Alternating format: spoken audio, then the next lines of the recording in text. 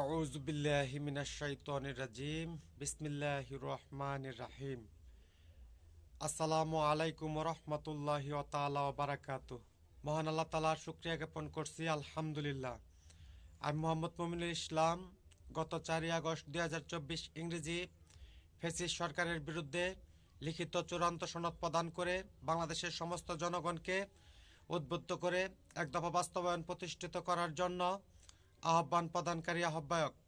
Fascist সরকারকে মানবাধিকার বিরোধী অপরাধী আখ্যায়িত করে আমি এক দফা বাস্তবায়ন প্রতিষ্ঠিত করতে গিয়ে যে সকল বীরশ্রেষ্ঠ সন্তানগণ ফ্যাসিস্ট সরকারের বাহিনীর হাতে গুলিবিদ্ধ হয়ে শাহাদাত বরণ করেছেন, সোহাদানদের কাফেলায় সম্মিলিত হয়েছেন, সেই সকল বীরশ্রেষ্ঠ শহীদের রুহের মাগফিরাত কামনা ও বিনম্র শ্রদ্ধা নিবেদন করছি।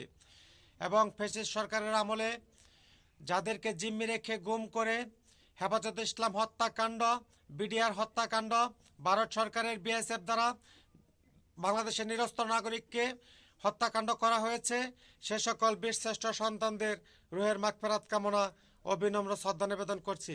এবং এক দফা বাস্তবায়ন প্রতিষ্ঠিত করতে গিয়ে যে সকল বীরোত্তম সন্তানগণ গুলিবিদ্ধ হয়ে পঙ্গুত্ব জীবনযাপন করে বিদেশে এবং বাংলাদেশে চিকিৎসারত আছে, তাদের অতি তাড়াতাড়ি সুস্থতা সম্পন্ন করে তাদের সুস্থতা ও দীর্ঘ কামনা প্রদান করছি। আমি বাংলাদেশ ও সমস্ত বিশ্বের জনগণকে, জাতিসংঘ মহাসচিব, সমস্ত রাষ্ট্রের রাষ্ট্রপতি ও সমস্ত রাষ্ট্রের রাষ্ট্রস্থপতিগণকে নতুন বাংলাদেশের 2024-এর ফ্যাসিস্ট বিরোধী আন্দোলনের নতুন স্বাধীনতার মহান স্বাধীনতার রক্তিম শুভেচ্ছা জ্ঞাপন করছি। আমি আন্তর্জাতিক অপরাধ ট্রাইব্যুনাল, ডিজিটাল তথ্য প্রযুক্তি আইনে, বাংলাদেশ উচ্চ আদালত ও দুর্নীতি দমন কমিশন অভিযোগ দায়ের করলাম।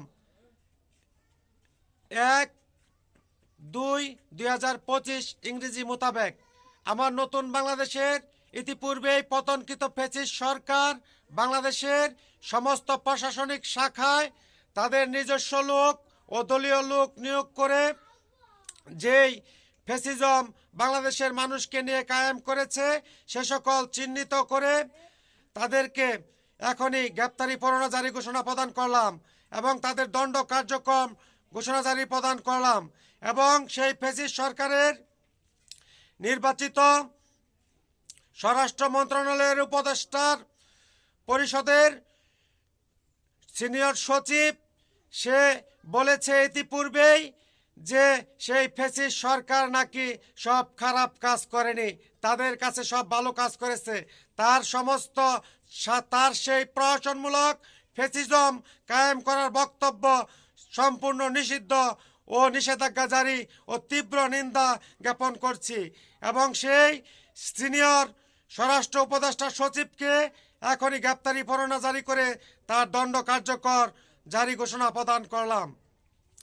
এবং বাংলাদেশের যে সকল প্রশাসনিক শাখায় সরকারি কর্মরত ফ্যাসিস্ট দলীয়ভুক্ত অতীতের চিহ্নিত লিস্ট দেখে তাদেরকে চিহ্নিত করে নতুন বাংলাদেশের জাতীয় 2024 ইংরেজির মহান স্বাধীনতার জাতীয় বীর মুক্তি সংসদ নতুন কমিটির রাষ্ট্র সংস্কার পরিদর্শন কমিটি এখনই তাদের চিহ্নিত করে তাদের দণ্ড কার্যকর মোতাবেক সমস্ত জাতির সামনে উপস্থাপন প্রজ্ঞাপন জারি ঘোষণা প্রদান করলাম।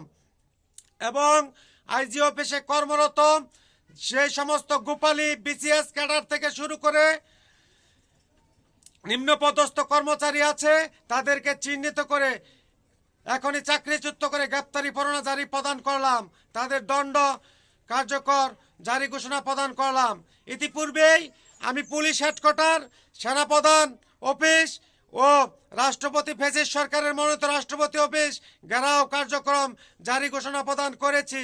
সেই মোতাবেক পুলিশ হেডকোয়ার্টার ঘেরাও করতে গিয়ে সেইখানে নাগরিকের মঞ্চে মুখপাত্র সে পুলিশের কোন কর্তৃপক্ষ নাকি বলেছে কর্মকর্তা যে চিহ্নিত নাকি পুলিশ সদস্য ফ্যাসিস্ট কার্যক্রম গুলি চালিয়েছে, চিহ্নিত নেই, তার কোনো প্রমাণ দিতে পারবে না। তার বক্তব্যের তীব্র নিন্দা ও প্রত্যাখ্যান করলাম এবং যেই এই ফ্যাসিজম কার্যক্রম চালানোর বক্তব্য করেছে তাকে এখনই গ্রেপ্তারি পরোয়ানা জারি ঘোষণা প্রদান করলাম, তার দণ্ড কার্যকর জারি ঘোষণা প্রদান করলাম।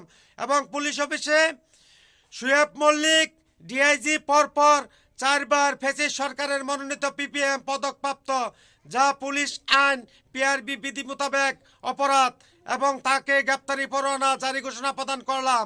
এবং ফ্যাসিস্ট সরকারের নিয়োজিত আইজি অফিসে জজ আইন কর্মকর্তা সে এখনো তাদের ফ্যাসিজম কায়েম করার জন্য বিভিন্ন চাল চালছে। যে সকল ফ্যাসিস্ট সরকার বিসিএস কর্মকর্তাদের চাকরিচ্যুত করেছিল তাদেরকে টাকার বিনিময়ে এখনই নিয়োগ প্রদান করেছে এবং নিম্নপদস্থ পুলিশ কর্মকর্তাদের চাকরিতে বহাল করেনি। আমি তার বিরুদ্ধে গ্রেপ্তারি পরোয়ানা জারি ঘোষণা প্রদান করলাম এবং তার দণ্ড কার্যকর জারি ঘোষণা প্রদান করলাম।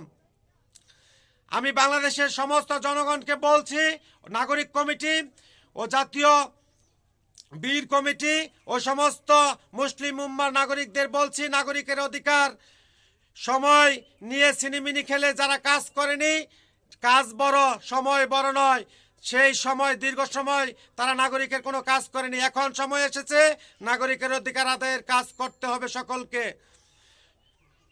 মোহাম্মদ মুমিনুল ইসলাম, নতুন বাংলাদেশের মহান স্বাধীনতা স্থপতি, দক্ষিণ নকলা, শেরপুর, ময়মনসিংহ, বাংলাদেশ আন্দোলন কাফেলা কার্যালয়। লিল্লাহি তাকবীর, আল্লাহু আকবার, আল্লাহ হাফেজ।